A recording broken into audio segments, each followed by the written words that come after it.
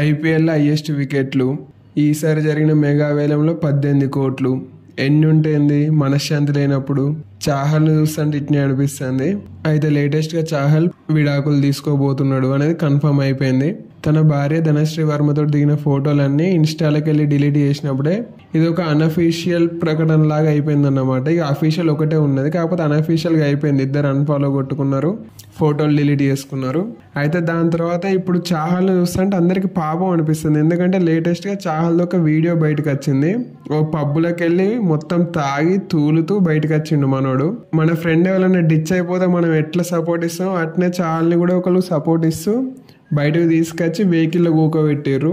వెహికల్లో కూకున్న తర్వాత కూడా చాహల్ ఎక్స్ప్రెషన్ చూస్తుంటే ఇక నాకేం లేదు, నా జీవితం అంతా అయిపోయింది అనే విధంగా ఎక్స్ప్రెషన్ ఇచ్చిండు. చాహల్ త్వరగా ఈ విడాకుల బాధ బయటకు వచ్చి ఇప్పుడు నెక్స్ట్ మార్చ్లో స్టార్ట్ కాబోయే ఐపీఎల్ పైన ఫోకస్ పెట్టాలి అని క్రికెట్ ఫ్యాన్స్ అందరూ కోరుకుంటారు.